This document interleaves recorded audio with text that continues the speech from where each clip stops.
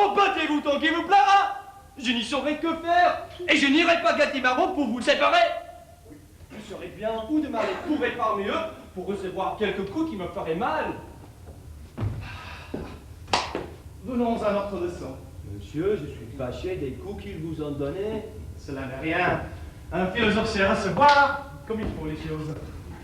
Laissons cela. Que voulez-vous apprendre?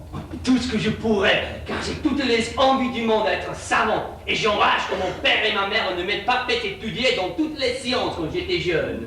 Ce sentiment est raisonnable. Non sine doctrina vita est quasi motissimago.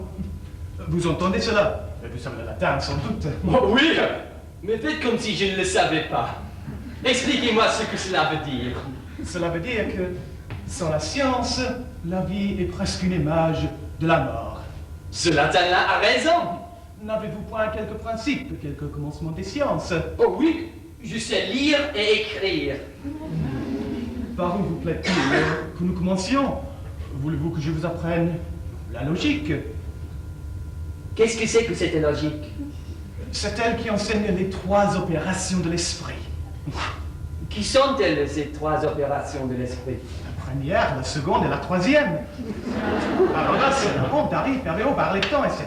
Voilà trop de mots rébarbatifs. Cette logique-là ne me revient point. Apprenons autre chose qui soit plus jolie. Voulez-vous apprendre la morale? La morale? Oui. Qu'est-ce qu'elle dit, cette morale? Elle traite de la félicité, enseigne aux hommes à modérer leur passion. Oh non, non, non, laissons cela. Je suis bilieux comme tous les diables.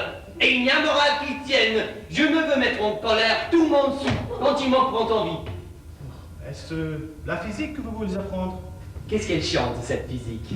La physique est celle qui explique les principes des choses naturelles, des métaux, des minéraux, des pierres, des plantes et des animaux, et nous enseigne les causes de tous les météores, l'arc-en-ciel, les feux volants, les éclairs, le tonnerre, la foudre, la pluie, la neige, la grêle, les vents et les tourbillons. Il y a trop de tintamarre là-dedans, trop de brouillamini. Que voulez-vous donc que je vous apprenne? Apprenez-moi l'orthographe. Très volontiers.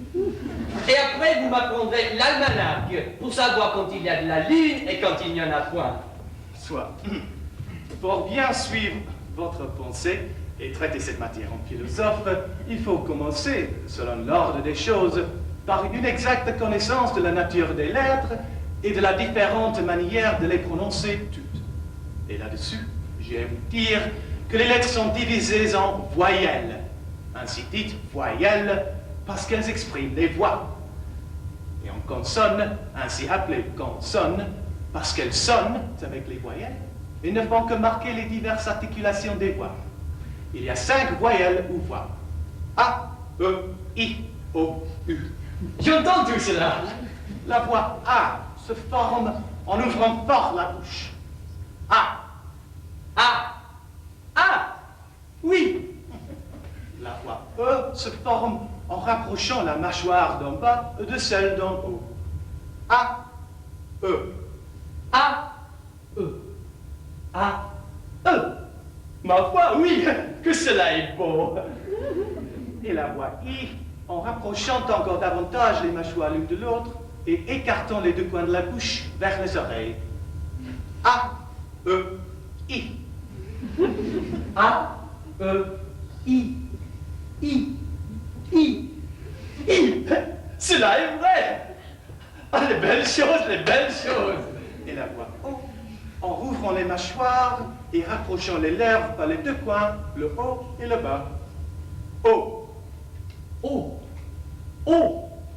Oh. Il n'y a rien de plus juste. A. E. I. O. I. O. Ah, cela est admirable. I. O. I. O. L'ouverture de la bouche fait justement comme un petit rond qui représente un O. Oh. Oh. Oh. Vous avez raison. Oh. Ah. La belle chose de savoir quelque chose. Et la voix U se forme en rapprochant les dents, sans les joindre entièrement, et allongeant les deux lèvres en dehors, les approchant aussi l'une de l'autre, sans les joindre tout à fait. U. U. Rien de plus véritable. Baudelaire s'allonge comme si vous faisiez l'amour. Tout bien que si vous le voulez faire à quelqu'un et vous moquez de lui, vous ne saurez lui dire que Cela est vrai. Oh, que n'ai-je point étudié plus tôt pour savoir tout cela? Demain, nous verrons les autres lettres qui sont les consonnes. Quoi? Il y a des choses aussi curieuses qu'à celle-ci? Sans doute. La consonne D, par exemple, se prononce en donnant du bout de la langue au-dessus des dents d'en haut. Ta. Da. Oh oui. Oh, les belles choses, les belles choses. Et F, en appuyant les dents d'en haut sur la lèvre de dessous. Fa. Fa. C'est la vérité. Oh, mon père et ma mère, que je vous veux de mal.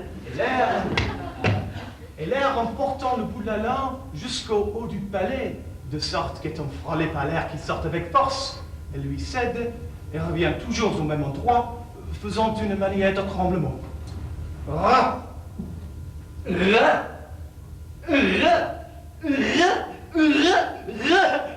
est vrai. Ah, labyrinthe que vous êtes. Et que j'ai perdu de temps. Je vous expliquerai à fond toutes ces curiosités. Je vous en prie. Au reste, il faut que je vous fasse une confidence. Je suis amoureux d'une personne de grande qualité et je souhaiterais que vous m'aidiez à lui écrire quelque chose dans un petit billet que je veux laisser tomber à ses pieds. Bien, Cela sera galant, oui? sans doute. Sont-ce des vers que vous lui voulez écrire? Non, point de vers. Ah, vous ne voulez que de la prose. Non, je ne veux ni prose ni vers. Il faut bien que ce soit l'un ou l'autre. Pourquoi?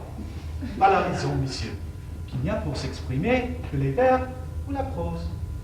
Il n'y a que la prose ou les vers? Non, monsieur. Tout ce qui n'est point vers est prose. Et tout ce qui n'est point prose est vers. Et comme l'on parle, qu'est-ce que c'est donc que cela? De la prose. Quoi? Quand je dis Nicole, apportez-moi mes pantoufles et me donnez mon bonnet de nuit, c'est de la prose? Par ma foi, il y a plus de 40 ans que je parle de la prose sans que j'en suce rien. Je suis le plus obligé du monde de m'avoir appris cela. Je voudrais donc lui mettre dans le billet: Belle marquise, vos beaux yeux me font mourir d'amour. Mais je voudrais que cela fût mis d'une manière galante, que ce fût tourné gentiment. Maître, que les feux de ses yeux réduisent votre cœur en cendres, que vous souffrez nuit et jour pour elle, les violences. Non, je ne veux point de tout cela. Je ne veux que ce que je vous ai dit. Belle marquise, belle marquise, vos beaux yeux me font mourir d'amour.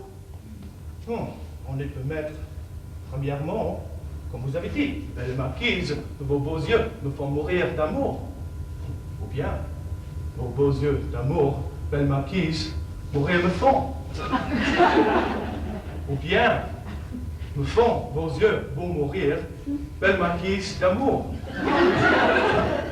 Ou bien, mourir vos yeux beaux d'amour, belle marquise, me font. Mais de toutes ces façons-là, laquelle est la meilleure?